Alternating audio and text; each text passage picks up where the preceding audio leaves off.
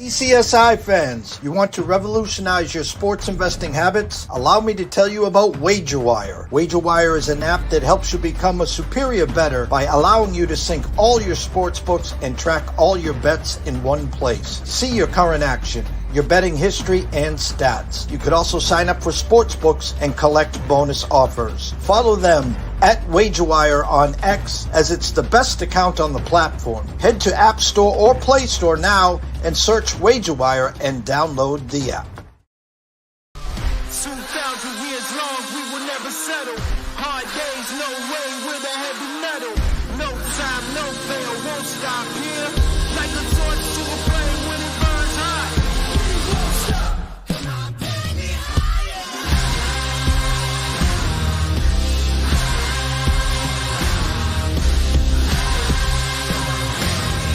Like a torch to a flame when it burns hot.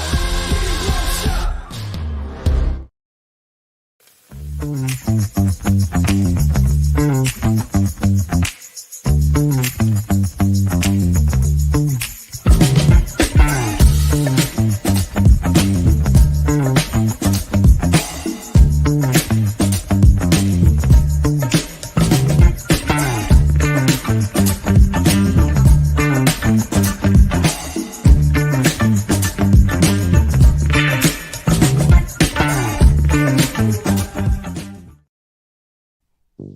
From the ECSI Sports Studios and the #1 sports investors in America,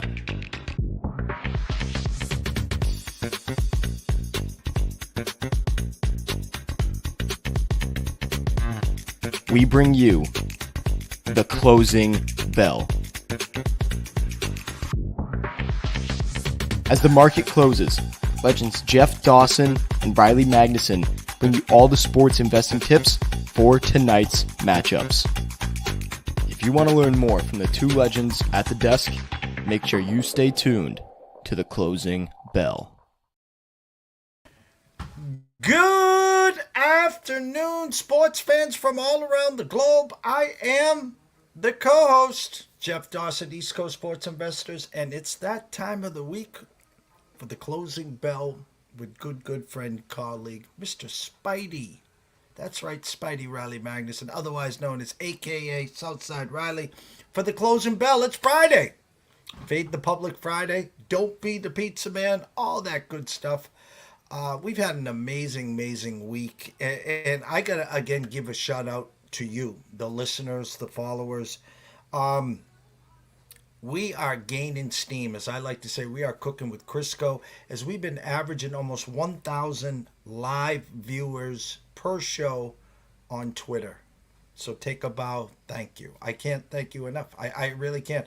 2015, January 1st, when we debuted, we're coming up on our 10-year anniversary. And did I vision this? I was hoping. I really was. And COVID set us back about 18 months. But we're here. We're still standing. And we're doing what we love to do. Whether it's me, Riley, Scotty Webb. Whether it's our guests, Bill Krakenberg, Paul Stone, Brady Kannon, Andrew McGinnis. The list is endless. Next week, debut Cam Stewart from Sports Grid will be coming on Thursday. Bernie Fratto, Fox Sports Radio. The list is endless. And if you're a sports enthusiast, you like a little entertainment, but you like the knowledge. That's what we're here for. We're here to educate with a little entertainment. So first, a shout out to our proud sponsor and partnerships, WagerWire. Shout out to Travis Geiger, who came out at 1:30, talking about WagerWire, talking about some wins and losses and some odds and some graphs at the WagerWire calculator for World Series and for the NFL, and of course the Survivor picks and contests, AI generated through Bet Rhythm, which he will have one pick left. So keep an eye on that. Viva Tequila Seltzer, of course, a shout out to CT Betts and the rest of that team and family. Second to none. We can't thank you enough. And Terry Smith, Atlanta Steak and Seafood, who came on after the NCAA Insiders. Shout out to Matt Grissom and Quentin Mills. Terry, if you guys aren't following him, please just jump over to Facebook, follow Terry Smith. And then from there, Atlanta Steak and Seafood. And then just introduce yourself. Tell them JD from ECSI sent you. Get over to that website. 10% off all this weekend. Steaks, chops, lobster tails, lamb chops, whatever you want. He will have it in your backyard by the beginning of next week. I promise. I promise. So without further ado, the co-star, Mr. Riley Magnuson. What's up, champ? What is up, my friend? Happy Friday evening. Not a lot is up, my friend. I am ready to rock and roll for this weekend of sports action. Was going to say football action, but we've got a little bit more than just football, obviously, to talk about this weekend. So I am ready to roll. We've got UFC in the Sphere, which I've been waiting for a long, long time. I am a big fan of that Sphere and waiting for some legit sporting action to be happening there. So I'm excited to watch that.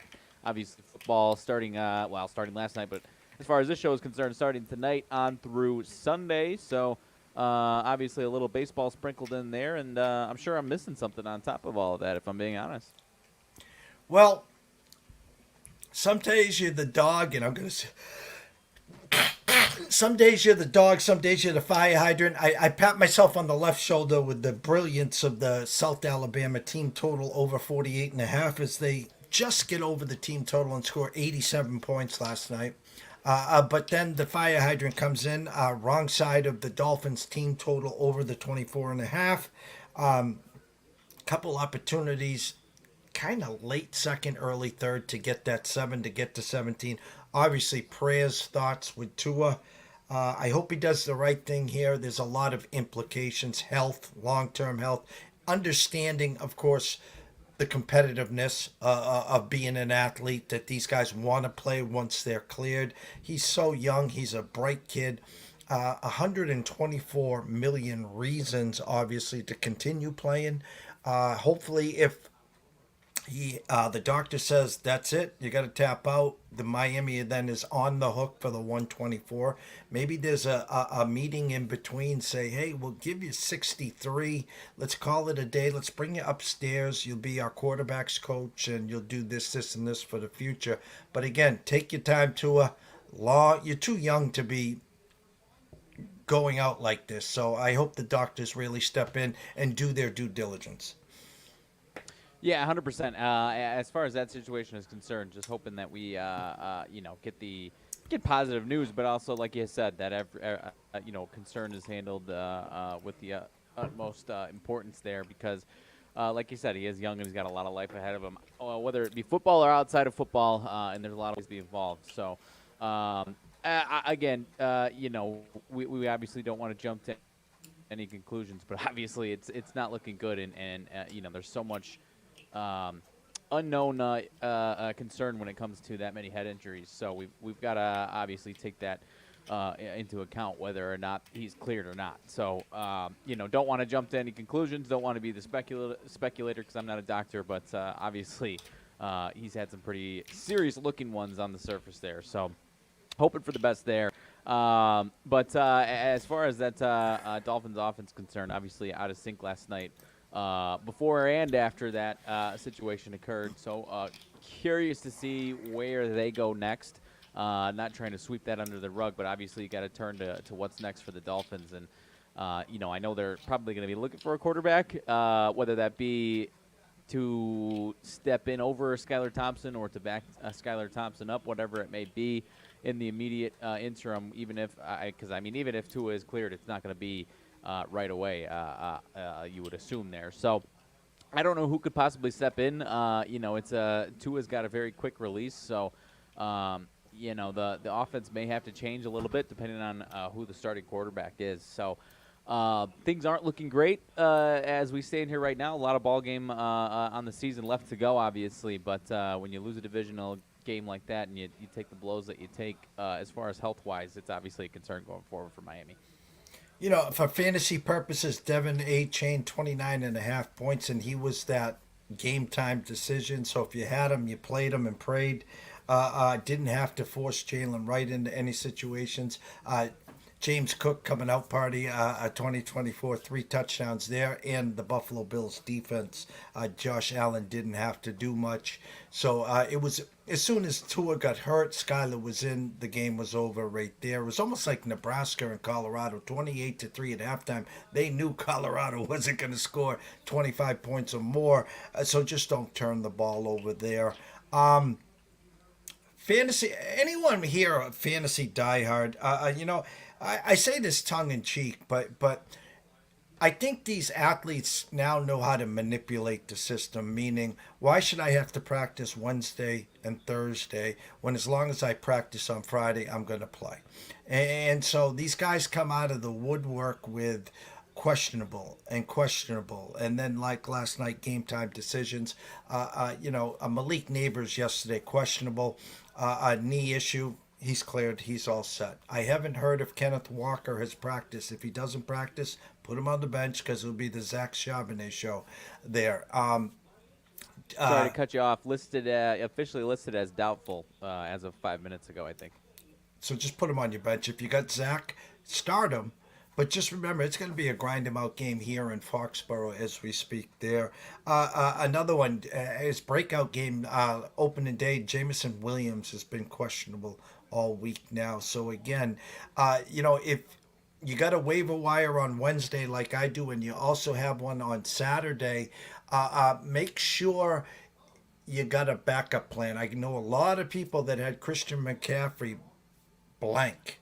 And I don't care if you had Garundo and you pulled McCaffrey, at least you could have put a live body out there. So again, I didn't draft McCaffrey anyway, but my point is, if you had McCaffrey, you made sure you got Mason so you can do that flip-flop. So again, just buyer beware and don't read everything into the social media. What I can tell you is early drafts in May, early June, I did buy in on Hollywood Brown.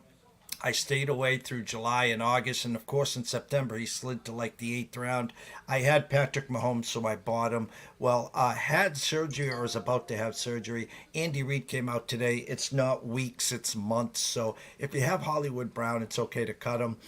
He'll be out on your waiver wire for a long, long time. If it speeds up, keep an eye on it. You can dive back in there. But leading right in there, what's up with Jaden Reed? All of a sudden now he goes from hero to potential zero? Questionable now? Yeah, kind of that same situation that you're kind of alluding to from what I understand here. So still trying to obviously get a beat on what exactly is going on there. If it's kind of that situation where he's kind of just taking a little time this week, or if it's actually something legitimate. And obviously, the Jordan Love situation, where he's now officially listed as questionable. I think it's fair to speculate that might just be a little gamesmanship by the Packers as far as Jordan Love is concerned. Why would you list him as out as opposed to making the Colts kind of do even if it's another 20 minutes worth of work, having to spend a little more time on Jordan Love than Malik Willis there. So a little calf and some other type of leg issue for Jordan Reed. So I'm not too concerned by it. But if they're not overly thrilled with their game plan with Malik Willis, then maybe they give Jaden Reed the weekend off. I don't know. I would expect him to be out there, but still a little early to tell on that one. They've been a team that often has a lot of questionables that by game time don't actually look that banged up. Just from what I've been seeing, kind of the same thing where it might just be taking a little extra time this week and we'll be fine by Sunday. Well, again, they have Christian Watson. They have Romeo Doubs. They have Wicks. If you're a Jaden Reed owner and you're insistent on playing him, and you're going to wait till 12:55. Actually, it's usually around. Now it's Saturday, late Saturday night, or of course it used to be Sunday at 11:35. They'd post them. Everyone would run to their lineups, but you'll know by Saturday night. But if you have a waiver wire on Saturday and you got someone to cut, go to your waiver wire, and if you're insistent on Jaden Reed, if he doesn't play, you can go get Bo Milton for $1. Yeah. Or and maybe some not as deep a leagues, not as many team leagues. Maybe somehow, especially after a bad week last week, Wicks is available if no one's keen enough on already having him. So obviously that's option number one if he's there. But I know he's obviously rostered a lot, but Bo Melton is another a good example of one where if any of these receivers on the Packers are hurt, he's going to have a bigger role, and he's going to be on the field, quite a bit if any of those top 4 receivers are out. So Bo Melton, anytime there's any Packers receivers that's a little banged up and you're using them, you got to have Bo Melton on your radar there. So Marshawn Lloyd, I think, is officially questionable. Not sure if we'll see him. But if anyone's looking for a stash on a running back, and as long as we're talking Packers, he looks to be close to being back as far as that is concerned. But I know a lot of people like what they saw out of Emmanuel Wilson, their other number 2 running back there. So not sure what we'll see out of that running back from behind Josh Jacobs Cohen this weekend. But it might be all hands on deck if, like I said, if you're not chucking the ball around the field with Malik Willis, they're going to be running the ball a lot. So They might be a situation where they suit Marshawn Lloyd up and don't go to him unless they're absolutely desperate if anything happens to their top 2 guys. A couple college games tonight, but I'm not going to let you off that easy. So you talked about it tomorrow night, the Sphere. We had Gam Lou on, Lou Finicaro, who will have next week off. He'll be back every Thursday at 3 o'clock. We're blessed and honored to have him a part of our UFC team. Potentially he'll be at the fights. I told him, send me all those pictures. He goes, Jeff, I'm not your guy. I don't do that stuff. I take them all up here, and I gave him a thank you, because that's exactly right. Keep them to yourself. If you want to come. He says that, because it was $5,000 just to walk in that door. Yeah. And now he says they're having a hard time selling it out, so the prices are dropping. I don't know what it is just to get in the door now. Do you got an app that you could see what it costs us to get in the door? I can try and find that out for you. Let's see here. UFC. I know what was the number I just heard that they're looking for as far as the gate is concerned. They're obviously making a killing on it. But lowest ticket off of what I just pulled up here, cheapest one, $880 is the cheapest one that I see on this ticket app here, and that is in the way up there, which again, I've never been there, so maybe there's no bad seat in the house. I honestly don't know. You know what I mean? So, but $880 is and I believe that's only for a single ticket. Is the cheapest that I see on this app that I got here. Well, again, that was $5,000 was the cheapest, so they've gone way down, and there can't be like the old Boston Garden where there was poles in the way, there were rats running at your feet. This is a multi-billion-dollar sphere, and a sphere means it's round, so there can't be any poles or anything in your way. Yeah. So for $880 or whatever it is, definitely worth the price of admission if you want to be a part of history, correct? I would say so. I am dying to get out into that place, even if it's for whatever ocean experience thing they got out there. So I am excited to see what they got. I saw that they had haptic seats. Maybe I was reading into things too much, and you could feel some force from the fight in your seat or something like that. Maybe I was reading too much into it. I don't know, but I would say so, my friend. Especially the value is kind of back into it there. So if you're around and you got the extra change. Again, you spend a little extra money and you can get a little better seat than that. Again, a situation where I have no idea. Like you said, there's not going to be any pesky pole in your way or anything like that, or the Wrigley Field, the giant stanchion in your way. None of that at the Sphere there. So I think you'll have a decent view of it. Well, there's 10 fights, I think, 9 Mexicans fighting, a couple belts, a co-main event with 2 women fighting it off for the trilogy, and then, of course, Sugar Sean O'Malley in the main event. I'm going to step out of the octagon and give you the octagon for your thoughts on the UFC. Yes, I guess we can start lower in the card and build up a little bit there. The first one on the night, you mentioned it, there is a lot of Mexican fighters in this one. The first one on the night is a massive favorite, minus 1150 or something like that, against a Chinese fighter that I am not even going to attempt. Have not heard his name verbally called, so I have absolutely no idea how to pronounce his name. So I'm not even going to try. He has been in the UFC for a little bit, though. His opponent here that we're talking about here. So that one is going to be a tough one to get yourself into. And Raul Rojas Jr., I have watched, and he is very, very good. A 19-year-old up-and-comer This is he's had a handful of UFC fights here, and he's only lost one of them. So I think 3-1 official UFC record and 9-1 professional record. So again, without knowing too much about his opponent there, I have to imagine that line is pretty fair, and he's going to take care of business there. He can do it in a lot of different ways, and this is going to be. I wish he was. We had a little bit bigger of a build fight, because this would be a great coming out party for him. But he's won a couple of fights by submission in the UFC. He's won one by knockout a year ago in the Noche UFC fight from last year. That one was in Vegas as well. So I'm excited to watch him again, and that's a guy to watch out for the future. 19-year-old Raul Rojas Jr. there. The next one up, Edgar Chavez and Shirez, and Joshua Van. Could be a pretty good one. Van minus 240. Another young guy. He's the American fighter in that one. Young guy coming off of a loss, so we know obviously a lot of fighters coming off of a loss can be pretty dangerous. That one, like I said, he's minus 240. Let me get the updated odds on some props out of that fight, because that one is going to be a fun one, and I think there could be a potential for some knockout, but wouldn't surprise me if that one goes the distance in that fight. Obviously, a 3-round fight. The over/under on that fight is minus 188. Like a little flyer on Van to win by knockout, but it does seem like that one is going to go to decision. I do think Van by decision is still at plus money, so I almost like the flyer on taking a little Joshua Van to win by knockout, plus 275, plus 300 in certain spots there. He's done it a few times before, so I do like that one a little bit. Let's see. Moving on down the line. Another, that's a women's fight. The next one up, another big favorite there, so we can skip over that one. Don't know too much about the opponent in that one. Manuel Torres and another one, Bohamenez. Again, you know me with my UFC pronunciations. Not my strong suit, my friend. But that one is a minus 130, plus 110 fight.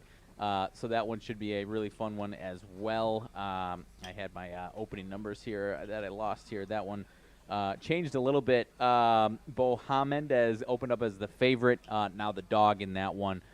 Torres getting a good amount of money, at least on one book that I'm seeing there. And he has a 15-2, great record. He can win by submission. He can win by knockout. So that one is going to be an interesting one. That I think could go a lot of different ways. So I'm kind of torn on that one, and I'm kind of throwing my hands up a little bit. But you've got Bohamenez at plus 180 to win by knockout. It is kind of an interesting spot there because that is the most likely way that he wins. It could go to a decision, sure, but he's probably going to have to win by knockout.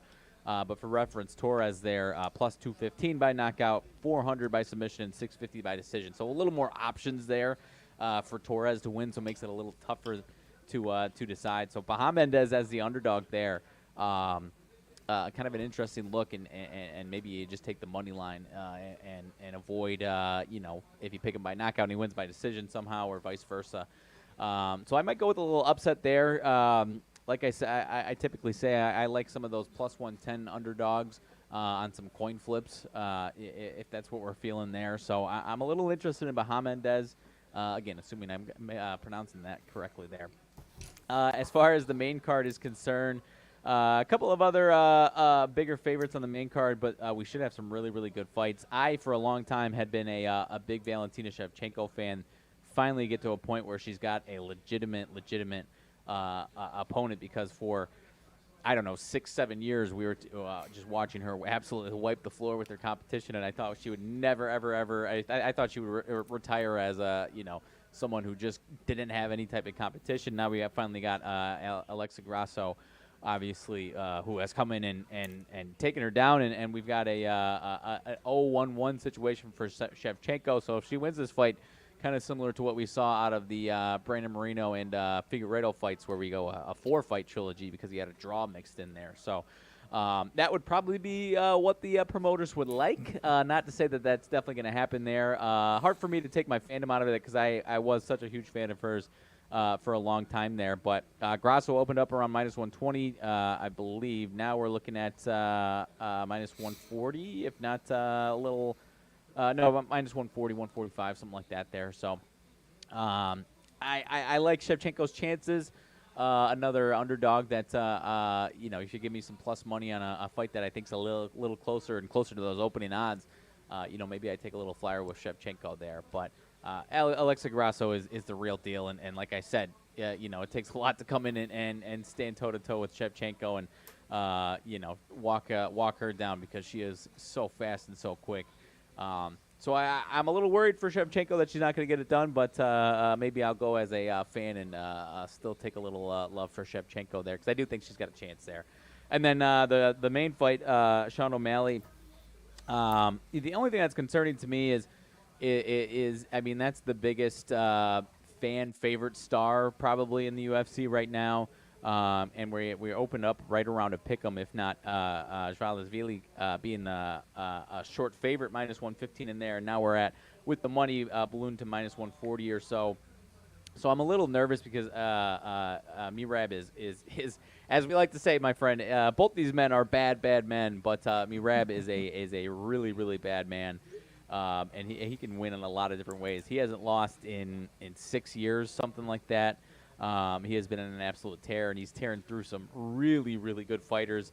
Hasn't, since his last loss, he's got one fight win by KO, TKO, and the other ones are unanimous decisions. So he has been an absolute tear. He's beaten Jose Aldo, Peter Yan, and Cejudo his last 3 fights alone. So it's not like this is one of these ones where he gets the chance by default. He has gone through some bad dudes to get to this point. So I am a little worried about Sean O'Malley's chances. Not chances in this one. Sean can obviously win this fight. But I am a little worried about Sean O'Malley in this fight. And as much as I am a fan of his and want to see him still be the man and stay on top of the mountain there, I think this is the next potential trilogy that you're going to have where, Merab might win this one and then we get another rematch here in a few months here. So I'm going to, as much as I know everyone's going to hate it because he's the fan favorite, I'm going to lean towards the underdog in this one, Merab, taking down Sean O'Malley and setting up a rematch here in the future for these 2 fights. Lou on Thursday talked about that again to withstand the first 3.5 rounds, and then Merab should just be able to kind of slowly wear him down, and then once it gets to the 4th and 5th round, if it gets that far, then that's where he definitely has the advantage.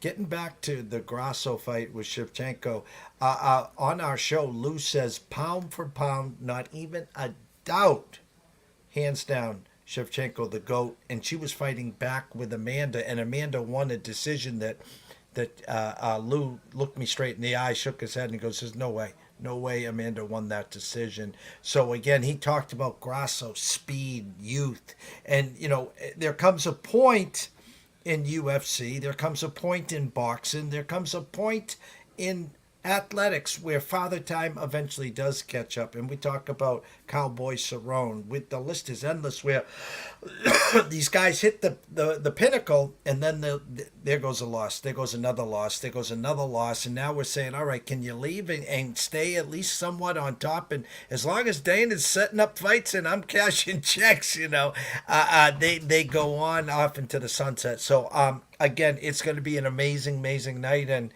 as Riley said, if you're in the area, $800, $900 gets you into the Sphere. That is right, my friend. I skipped over the other one, and then we'll move on. Diego Lopez, Brian Ortega. Diego Lopez, decent-sized favorite in that one. If you haven't seen him yet, he is. I know Brian Ortega has had some highlight moments, but Diego Lopez is another kind of sneaky bad man there. So I am leaning towards Diego Lopez taking care of business on that one. So I at least do a little research on Diego Lopez, and if you like what you see, even if you're a big Brian Ortega fan, maybe pump the brakes a little bit and reconsider that one. That's all I'll say there. A couple college basketball games. Oh, I wish. That's coming November 1st, guys. Trust me on that.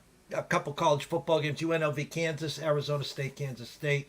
2 great games. But before we get to that, I know you already did it on Wednesday. We talked about it last night. But let's give you a few minutes to talk about a few of the Big Ten games. You can highlight what you're seeing and what you like in the Big Ten this weekend.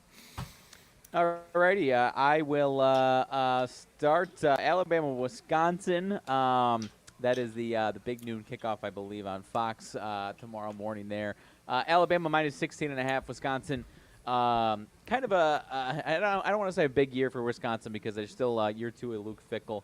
But I was waiting for them to make a bigger statement either of these last 2 weeks to kind of emerge as a different team than what we saw from them last year. A team that's not bad by any means, but a team that just doesn't have that extra gear offensively, and we haven't seen that yet so far against some lesser opponents. So I am a little worried that their offense is going to be absolutely shellacked by this Alabama defense this weekend, my friend.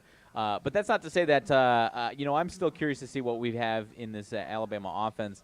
Don't want to put too much stock into last week. I know that's obviously a talking point because they played around with South Florida, much like they did the year before.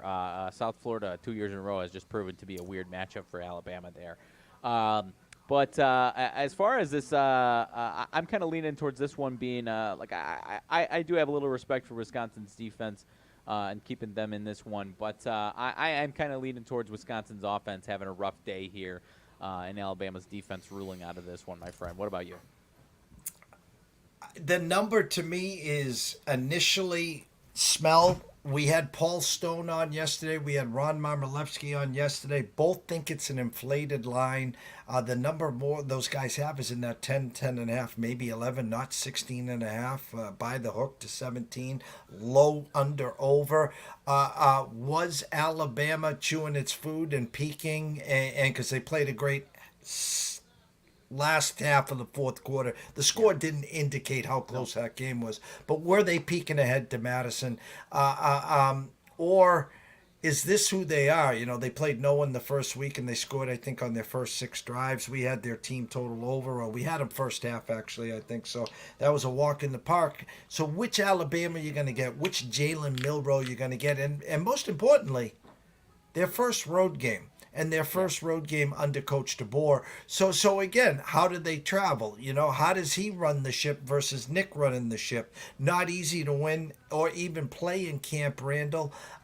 So it's a tough game to me. I'm going to take a look at the team totals. You don't have any team totals on that game yet, do you? I sure do. Wisconsin is 16.5, my friend. Alabama is 33.5. All right, so the 33.5, guys, is a go number. That's a go number for Alabama. The 16.5 usually would be bet the under, because if they wanted you to bet the over, it's 17. So 16.5, all right, 2 touchdowns and a field goal, I'm a winner. The 17.5, they want you to bet the under. The 16.5, they want you to bet the over. Everyone's worried about the Wisconsin offense, right? So again, to me, I would say I want to run to the window and bet Alabama team total over 33.5. But here's the funny thing. I think 2 things here. I think Wisconsin's offense will be better than we expect, number 1. Number 2, I think their defense could be sneaky here. First road game, maybe they start slow in the first half. Maybe it's a 13-3, 13-6 at halftime. Then you're chasing 3 touchdowns. So I'm going to wait till, don't forget, Thursday night is the oil money. Tonight is the California Gold Rush money. So I'm going to get up bright and early in the morning while everyone's sleeping and snoring, and I'm going to get a good look at that, see if they get it down to that 31.5, or it won't go to 34. That 33.5 usually, though, is a go number. Right, and this Wisconsin offense is weird, where it might look and be as productive as it was against Western Michigan and South Dakota, I think is who it was, where it's not going to be flashy, but somehow still puts up, some points on the board here. So I was a little worried in them the last 2 weeks here, but again, you mentioned Wisconsin, especially if the crowd is rolling.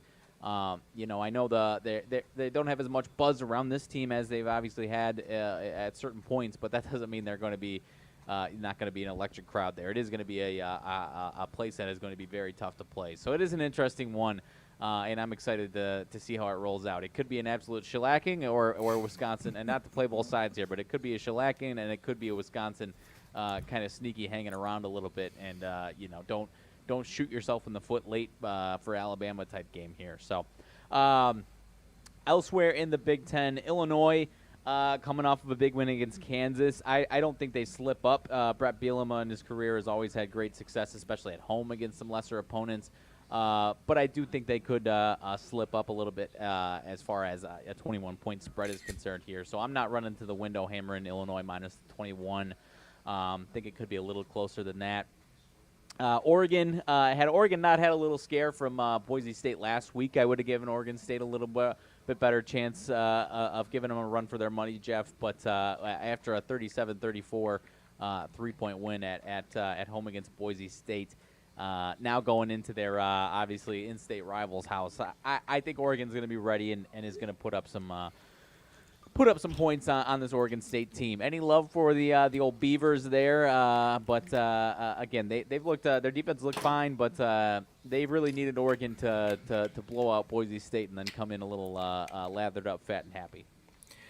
Ron's alma mater, Oregon State. Again, Oregon Ducks just woo first 2 weeks, and their defense looked like chopped liver. Against Boise State, who probably has the best running back in the country, kind of sliced and diced them. Matt Grissom, at Grissom on X, at NCAA Insiders, talked about the efficiency of Oregon's offense versus their defense. And, we're waiting. This is a team that was anointed pre-flop, preseason, top 4, probably going to go undefeated. They got a game against Ohio State they're hosting in a few weeks, 1.5-point favorites there. I guess it's kind of betting on the come. Oregon State, not that same Oregon State team of a couple of years ago. Don't forget now, no Pac-12 rivalry there anymore. This would be a good wake-up call for Oregon. I guess I'd have to ask you, Riley, what is the two team totals on both of those games? These numbers are actually very similar to that game we just talked about. It's 33.5 for Oregon and 16.5 for Oregon State. And the over/under on that game is 49.5. So I think a point higher than that Alabama-Wisconsin one. So again, you're betting on the come. If you had Oregon the first 2 games, I'll tell you to run to the window. Take Oregon team total over the 33.5, and you can buy me a coffee on Monday. How's that? I guess I'll bet on the come there, and I kind of will back off on Alabama, Wisconsin. How's that? Yeah, I'm with you. If Oregon would have played with their, or if Oregon wouldn't have played with their food a little bit, and again, that's no disrespect to Boise State, but as we said, that we expect this Oregon team to roll and roll and roll. I think they'll show up ready to go in this one. The other former Pac-12 rivalry, Washington State and Washington, quite a bit closer spread. Washington now 5.5. Team totals on that one, my friend. Washington State, depending on where you're looking, over 23.5, juice way over, minus 125, or you get plus money over 24.5 at plus 105 for Washington State. And then Washington over 30.5 at minus 115. I'm a little nervous. I haven't had a chance to watch too much of this Washington team. Washington State's offense has obviously been pretty impressive thus far. They obviously get a scrub team the first week and put up a boatload of points. But I think they were underdogs last week against Texas Tech, and they end up rolling in that one there. If not, maybe they were short favorites, but I think they were underdogs. 37 points in that one. So I'm impressed by Washington State's offense and Washington themselves. Maybe they come out and look great. So far, I mean, they've played a couple of nobodies for the most part there, an FCS team and then Eastern Michigan team out of the MAC there. So I'm a little nervous on Washington. This Washington State team, I think, has got a lot to prove. So I don't know, call me crazy, but I'm a little interested in the Washington State side of things in this one, my friend. Yeah, 2 teams. Again, don't forget Washington last year, Penix Jr., Polk. They had offense, for days over there. Coach DeBoer in the championship game. Both teams different looks. I had a real good feel. We had Washington pre-flop last year, winning the Pac-12, making the Final Four. We were heroes, of course, on that play there. Don't have a great feel for either side, but you said something that's kind of, you said the Washington team total 30 and a hook, right? Yes, yep. Yeah, see, again, if it was 31 and a half, you bet the over. At 30.5, they want you to bet the over because they're saying, yeah, what's 4 touchdowns and a field goal? So right there alone, I would take the Washington team total under the 30.5. How's that sound? You and I are 100% on the same page. I believe that is what I was laying down the other day as well, my friend. Would have respected a little more love for the Washington State team total as well, but definitely taking note of the Washington team total as far as what you're talking about there as well. So, I mean, maybe Washington wins by a field goal, but obviously that's good enough for a Washington State cover, and maybe it's a 27-24 type game out of this one way or another there. So interesting one there, going to be fun. Let's see, elsewhere in the Big Ten, you've got the potential Notre Dame bounce back at Purdue. Now we obviously not sure what to expect out of Notre Dame's offense, but do expect Notre Dame's defense to be the one that at least shows up and puts a hurt down on this Purdue offense. Still waiting to see what we get out of Purdue this season, year 2 out of the new coaching regime. 7.5 point spread at Purdue, my friend. Over under 47, I believe it is now. Flat 47. Notre Dame team total 28.5, minus 105. Whereas Purdue right around 19.5. So I don't know quite what to expect. Obviously, Notre Dame, everyone expects them to show up and bounce back big. Not saying they don't. Not as confident in their offense to come back. That team total, obviously, 28.5 does lead you to believe that their offense is going to show up out of this one. So still waiting to see what we get out of this Purdue team. Could be a scrappy team. Could be another year, still another rebuilding year and not quite where you'd like them to be. It does have a chance for Purdue to be one of the bottom feeders of the Big Ten potentially there. I do have faith in this coaching staff going forward, but a lot of player turnover that I don't think is quite there yet. So I think Notre Dame wins, but I'm curious to see what we get out of their offense in the bounce back here.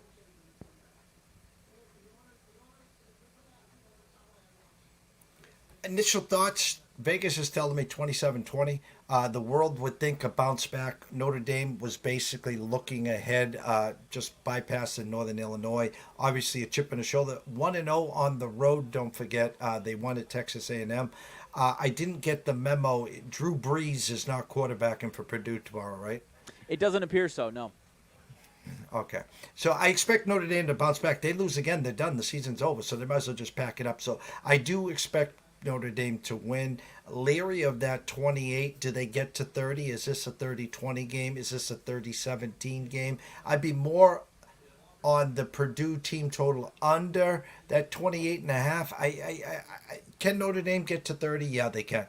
Yeah. I'm still more comfortable with them in that 27-28 range, but I'm not going to go run to the window and bet the under because it could be 27-20, 30 seconds to go, 4th and 5, and they got to kick a field goal and ends 30-20. So, but I do like Notre Dame to win the game. You hear me? I didn't say cover. I just said I like them to win the game. That's right. And if they get over that number, I'd be willing to bet it's by way of a couple, two or three turnovers from their defense as well. So, the interesting, no Drew Brees, but Hudson Card. Again, it was against an FCS opponent, but 24-25, only one incompletion to start the season. So I'm mostly kidding, but whatever that is, 95% completion or 90. I guess it's in front of me. 96% completion here and 4 touchdowns, but they still got a lot of way. This coaching staff of building up this Purdue roster, so a little ways to go for them there. The other one that I talked about, I kind of teased it when you and I were talking. Indiana is favored on the road in UCLA this weekend, my friend. Looks like now up over that 3 to a 3.5 here. Trying to pull up the accurate numbers here and updated team totals because I didn't see if those team totals shifted at all today. 3.5, 47 on the total for the game. Indiana team total 25.5, so a little bit of a goofy number there, 25.5. And UCLA 22.5. So giving you a couple of goofy numbers right in that no man's land almost for the most part there. But this Indiana team is going to be kind of a dark horse here and a little bit of a scrappy a team that if things go well today, if things go well throughout the rest of their schedule, I think I said it the other day, I don't want to say that this team is one of the 4 best teams in the Big Ten because they obviously are not. But their schedule is about as easy as it gets for the Big Ten here. They do have, they've got Michigan and Ohio State, so that obviously is two, behemoths there. But no Oregon, no USC. I think their next toughest game you would consider is Nebraska there. So this is one of their tougher games of the year. So if they can get through this one and get a win, I mean, we might be looking at a 9-win Indiana team when it's all said and done just by way of their schedule here. So. I will give some faith to Indiana and say they get the win, but it could end up being a 3-point game, and maybe you miss the value on the spread in this one here. I want to go back to Notre Dame, by the way. That number, the true number, was 12.5. It's down to 7.5. So that's kind of crazy there. Talked to my UCLA contingent, and they said they're a bad team this year. And they got us opening day. We had their team total over. I think it was like 37.5, and what they scored like 13, 20 points. So we were just DOA there.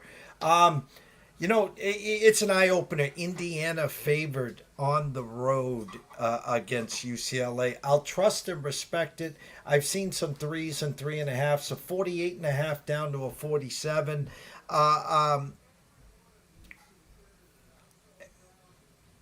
This has got the makings of that 24-20, maybe 27-23. I like Indiana to win. If you're playing Indiana here and you got a 3, again, I'm not telling you to run to the window and play the money line in Indiana, which is probably around minus 150, 155. If you're a parlay person, here you go. If you're a parlay person, not telling you to go beat Trent and do a 10-legged parlay. Correct. But I'd be comfortable in doing a Notre Dame Indiana money line parlay. Get that at around plus 160. How's that? Let me see what we get out of that one there. I could endorse that. I think both those teams win. Yeah. I see plus 115 the two of them together, at least on DraftKings here. Notre Dame minus 290. Indiana now, at least on this app, minus 166. And then, there's no real benefit to throwing any of these other favorites in there. So I like the 2-legger there. I think a lot of people might be inclined to throw Washington in there if you're doing the Big Ten 3-legger there. But Washington and Washington State a little bit more of a potential scare than some of these other ones there. So any other as far as tonight or this weekend of college football, we can move away from the Big Ten, my friend. I know Kansas State and Arizona could be an interesting one tonight. Kansas obviously looking for a bounce back tonight as well. Their defense, I think, played better than what they showed, so I like Kansas' defense to maybe keep them in this game and win them this game. But I don't know. Any love for UNLV? I obviously haven't had a chance to see much of UNLV yet this season. Shout out to Mr. Saylor. He says, hello, gentlemen. Hello, Mr. Saylor. Thank you for all the trust, love, and support. We can't thank you enough. I was preseason, pre-flop real high on UNLV this year. They were great for our portfolio last year. We cashed a ton of their team total overs. A number that opened at 8.5, now a flat 9, with a 57.5, now still 57.5. I guess it's the Kansas D. I know UNLV's D's not that great here. I think Kansas will be able to score. UNLV's going to have to win the turnover battle to kind of sort of hang around here. What are both team totals? I just had it up. Let me get that back here. I believe it was 34.5 for Kansas. Yep, 34.5 for Kansas and 23.5 for UNLV. See, so if I had 24.5 on UNLV, I would tell everyone here to take the UNLV over 24.5. 23.5 means to me they're going to get 23 or less. The 34.5, again, does Kansas get stuck on stupid at 34? Very easily, 4 touchdowns, 2 field goals, and then they're just going to run out the clock. Neither one of those are go numbers there. I will pass there, root UNLV hard. The second game, I cannot grasp. Kelly in Vegas, I apologize. I know you're a K-State person. This Arizona team last year was a wagon, and they're a wagon. When I say wagon, they're good, okay? Opened at 7, now 7, 56.5 now to 60.5.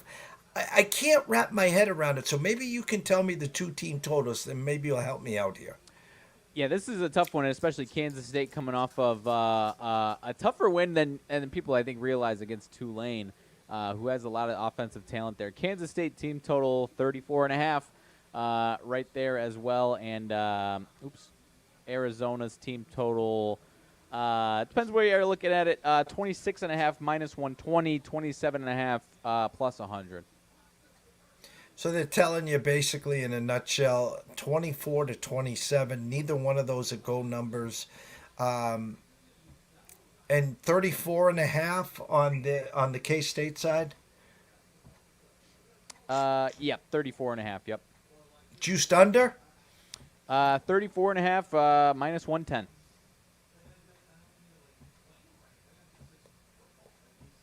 I got to follow the books on this one because this number shouldn't be 7. It should not be 7 in my eyes. I think it should be closer to 4.5. I'm going to follow the books here, and I'll take a swing on the K-State team total over the 34.5 tonight. Okay. Yeah, this one is a tough one for me to call.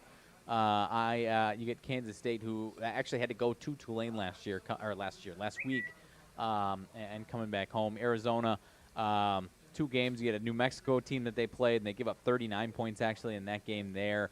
Obviously, score a boatload of points, so give them a few extra opportunities, and then bounce back last week with a 22-10 win at home against Northern Arizona. This one is a tough one for me to crack. I will I'll follow suit with you. The 60.5 game total is kind of eye-opening to me as far as being one of the higher totals that we've been talking about on any of these games, and could lead me to believe that I think you might be right with K-State getting over that team total, my friend there. But who knows? Arizona could have something up their sleeve and putting up a boatload of points themselves there. The one game that I wanted to see your opinion on that we just talked about, the one team involved, Tulane and Oklahoma. Oklahoma minus 13. Oklahoma kind of a little bit of a scare last week at home against Houston. 16-12 victory, was 14-12 for a good majority of the second half there. And Tulane has a very tough fought loss at home against K-State.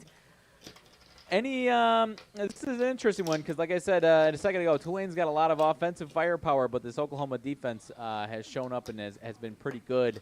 Any love for Tulane, or is this Tulane a little too much energy exerted last week in their game against K-State? Now, I can't remember what I had this morning for breakfast, but if my memory serves me correctly, why don't you look ahead next week to see who Oklahoma is playing? They've got a nice little team called the Tennessee Volunteers coming to town. Exactly. This is called the old look-ahead game. That's why the line opened at 14.5 and is now 12 at the circa. This is the old peekaboo line. Now, Tennessee's smart. They're playing Kansas State, and we have every week on Wednesday at 11:30, Tyler Wyatt from Wyatt Bets, professional poker player and professional gambler, SEC, Kentucky graduate, but knows the SEC inside and out. He basically said this Kent State team is better than bad. If, like last night, South Alabama scored 87. If Tennessee wanted, they could score 87 tomorrow. Yeah. So this is a get in, get the job done, and let the second and third stringers play because we got to go to Norman next week. So stay far, far away from the Oklahoma game. And if you had to scratch an itch there, I'd lean Tulane just in the look-ahead spot. And go to Tennessee for a second, see what their team total is, and see what their first half team spread is. Let's see. Tennessee, I saw it earlier. I believe it's it's above 50, isn't it? 56.5 for the Tennessee team total. And what was the other question you had there? Okay, 56.5 on their team total, and I'll go over. I will go. They'll put 60. I'll say they score 60 or more. But they're favored by, where were they? Their full game. Let me see how good I am today on this one. Let me find it for everyone here. Tennessee. I just got Bama Marty just sent me, by the way, Shanahan and coaching staff for the 49ers debating whether to put Christian McCaffrey on the IR right now. So if you have Christian McCaffrey and you do not have Jordan Mason, he's not available, go to your waiver wire and get Mr. Garundo. At least you'll have a piece of that if he's on the shelf for 4 weeks. Tennessee is 49-point favorites with a 62.5. They're 56.5, so they're going to supposedly give up 13. Let me see, 49, 50, so that's 25. I'm going to see how close I am on this because I know Vegas here. Tennessee, first half should be favored by, because I know they're smart here, 35 and a half. So you're a little, your math was a little off. Kent State's team total is like around 6.5. So Tennessee's got the 56.5. Game total's 62.5. Correct. Yep. What is Tennessee favored by first half? I'm going 35 and a hook. 31.5. 31 and a half. And they are 49-point favorites. But they're 31, right? First half. Okay. Yeah. 56 and a half team total over full game. Minus 31 and a half first half on the Vols. I love it. If you are a Kent State fan and you think they can score a point in the first half, their over-under in the first half is 0.5 over minus 110, my friend.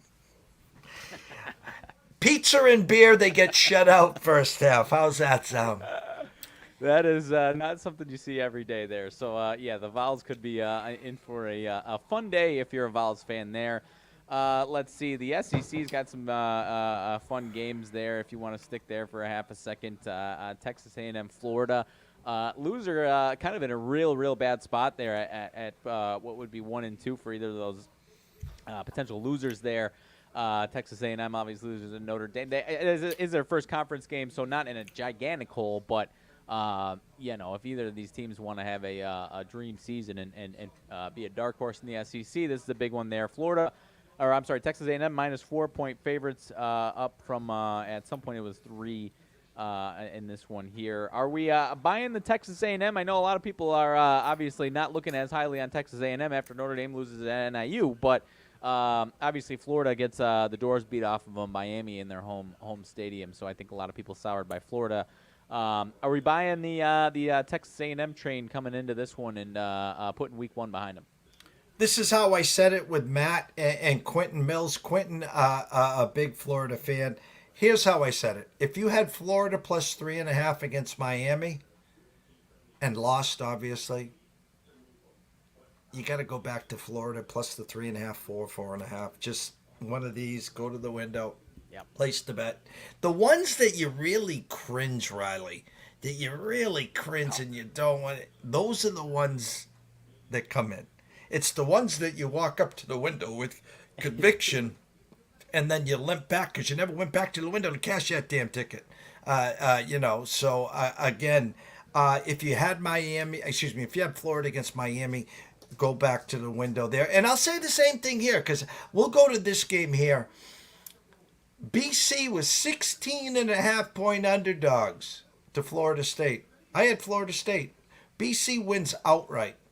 263 yards rushing. They played Duquesne last week, 56-58, nothing. 15.5-point underdogs now to Missouri. And a game I keep bringing this up, next Saturday against Michigan State, who shocked the world and beat Maryland last week. So anyone that followed us and had Florida State minus 16.5 against BC, as good as BC has looked, you're kind of supposed to take Missouri minus the 15.5 this week. I'm with you, and I mean they haven't played anybody, but Missouri's defense is 2 goose eggs on the board so far. So this Missouri defense could show up and not have the same type of matchup issues that BC took advantage of against Florida State, obviously there. Florida State, on the other hand, home team 0-2. Memphis, halfway decent Memphis team coming to town. Florida State 6.5-point favorites, I think it is. Is the slide continue, or is this the week that Florida State wakes up? I know. And speaking of people going to the window conviction, I've got a buddy that's very low on Florida State going to the window with a heavy conviction on Memphis plus 6.5 this week. Well, Tyler Wyatt, his numbers, and he's got the best number system in the game. His numbers are way, way off. He's like, I don't understand how Florida State is 6.5-point favorites. He loves Memphis in this spot. Sprinkle a little beer and pizza money on them on the outright here. I don't go to ticket splits usually that often, but I'm kind of curious here. Let me see where my eyes are here. Florida State, Memphis. How come I can't find it?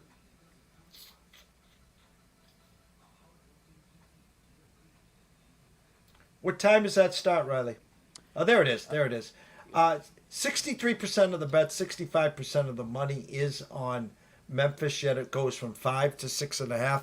Old school, that would mean reverse line movement on Florida State. You're supposed to play Florida State. That's if you really believed and trust these numbers. I don't anymore. I don't. So, but they're saying reverse line movement, more tickets, more money on Memphis. Yet instead of going from a 5 to a 4.5 or a 4, it's going the other way to 6.5. So I think this will be a pros versus Joes.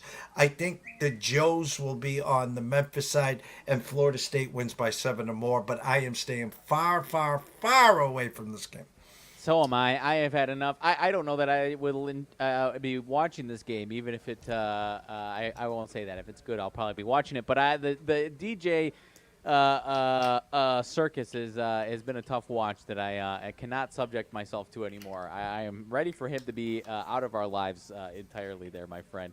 Any other games to talk about before we move on? There is a couple, but, I'm fascinated with this one. Let me pull it up here. It's a great, I think it's one of the best games into the weekend. 7:30 start, rotation number 187, 188. Central Florida at TCU. Central Florida can score with the best of them. I don't know what you're going to get with TCU. I know they can score. I know they can play defense. It's a number that opened at 2 and is stuck on 2 with a 63. First one to 34 wins this game. I'm kind of curious, Riley, did they give you 231.5 on the team totals there? That is wrong sport. TCU, UCF. TCU team total 32.5. UCF 30.5 juiced over, 31.5 at plus 105. See, I have those two sources, which I'll have bright and early in the morning. If I get a UCF 31.5, I'm taking the over. If they give me the 30.5, I'm passing. TCU 32.5 is tempting because I know all the sharps are on UCF. I know they can score with the best of them. Now, again, if you give me 31.5, I'm taking them on the over. You give me 30.5, I'm going to pass on that game. And I thought I had one more for everyone. I'll before you go, while you're looking for that, I'll go with that's my pizza and beer fun over for me. That one has all the makings of an Saturday evening, just an absolute circus. 3 lead changes in the final 3 minutes of the game. That one, I don't know why that one's screaming to me. Not any expert analysis on this one for me out of that game, but that one's got the makings in my mind of being a circus at the end of the game there. And we're looking at, both teams, maybe not both teams way over, but the game way over somehow. I don't know, but not expert analysis there. That one's my fun over pizza and beer money for you there. 12 o'clock. I said this earlier in the week, and I'll close it with this. Back in the day, the Steve Spurrier day, and a few other coaches before Steve Spurrier, South Carolina would play on national TV at 7:30 or 8 o'clock. The entrance, the theme, the shutting the lights off, the light show, second to none. I mean, this was electric. And that's what they should have done with this game here. LSU traveling to South Carolina. Instead, they put in at noon. I think that gives LSU such a huge favor. But here, South Carolina, LSU opened at 7.5, now to a flat 6. 51.5, now a 48. Everyone remembers LSU, of course, on Labor Day weekend, losing to USC. Slow starting team. This is usually when they get jump started. So I'm going to ask you, let me see if my math is good. It's end of the week. It might be a little salty here. 48 and a 6, 24, 30, 30, 20.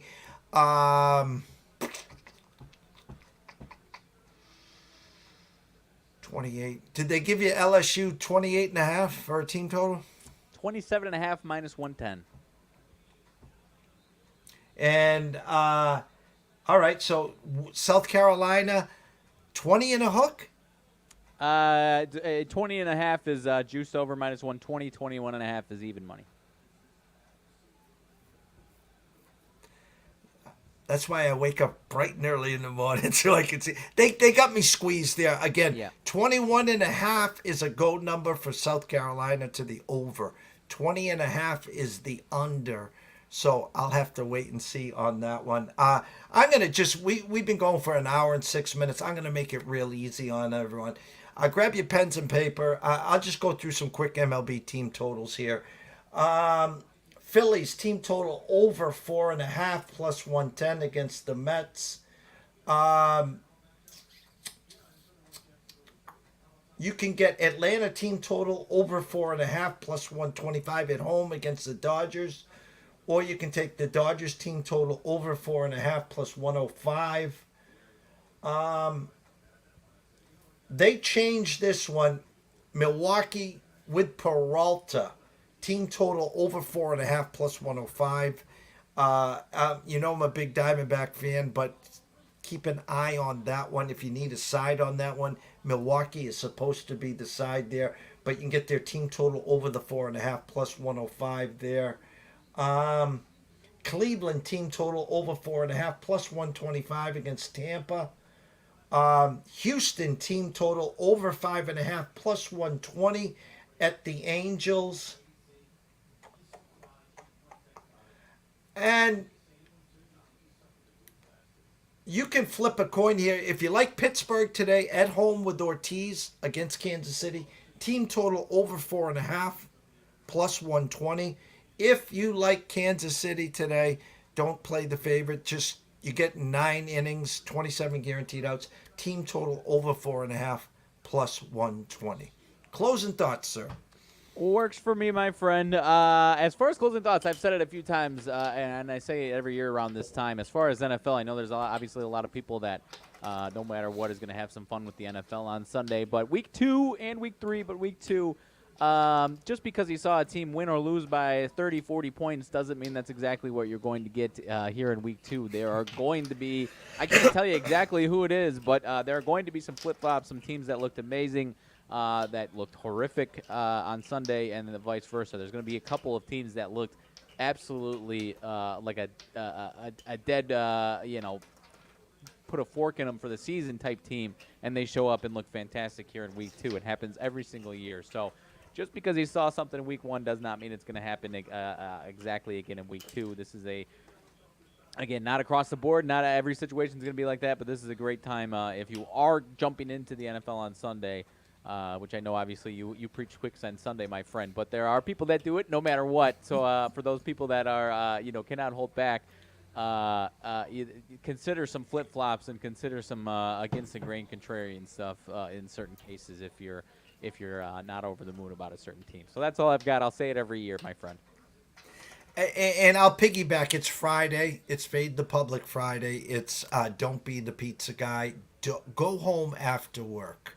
Hug the kids. Hug the bride. Maybe get some pizza for the kids. Stay home. Go out for ice cream. Don't be that guy that says, hey, I'm going out for a couple quick ones with the boys. I'm going to bring pizza home. Then you end up at Foxwoods, you end up at Encore, you end up at Mohegan Suns, and you play in the early games. And next thing you know, it's 9:30, 10 o'clock, you're playing the West Coast games, and then the wife calls at 10:45, where's the pizza? Oh, it's still on the oven, and you get home at 11:30, and lights are off, pillow on the couch, blanket on the couch, and cold pizza. So don't be that guy. It's only week 2 in the NFL, week 3 in college. We got a long, long way to go. We'll be talking to you next Friday at this time with 10, 11 days left in September. That's it. We're already on to October. We're already on to pumpkin spice. We're already on to Halloween. And next thing you know, it's Thanksgiving and deck the halls because it's Christmas time. So I'm putting the cart before the horse, but you blink and it goes that quick, Riley. Oh, 100% every single year, my friend. So I'll be ready to go for some fun in football this weekend. Hopefully get some good action here. Let's get some baseball, some college football tonight. You got the Sphere UFC 306 Noche. Anyone watching the fights, have a great, great time there. Shout out to all the guests this week, and I was going to run them through. I'll probably forget half of them. Bill Krakenberg, Andrew McGinnis, Scotty Webb, Brady Kannon, Tyler Wyatt, Paul Stone, Matt Grissom, Quentin Mills, Terry Smith, Gam Liu, Ron Marmalewski, my co-host, Mr. Riley Magnuson. And we're just warming up. Monday, it looks like Bernie Frado will be back with Krakenberg from Fox Sports Radio. Thursday after Paul Stone, Cam Stewart from Sports Grid. If you've never seen Cam, he is a hoot. Worth the price of admission. Go to Sports Grid, check out Cam. He usually does a lot of work with Gabe Morency. But we're just starting here. Shout out to Travis Geiger as well. Zach Doctor, the whole Wager Wire community again, and thank you guys again. A quiet evening to end the week, but leading up to this, we were doing almost 1,000 live views a show just on Twitter alone, and we can't thank you enough. So go have some fun, enjoy yourself, enjoy the weekend. Me and Roddy will catch you here on Monday at 5 o'clock sharp next week. So see you soon. Behave yourselves. Stay in your own lanes.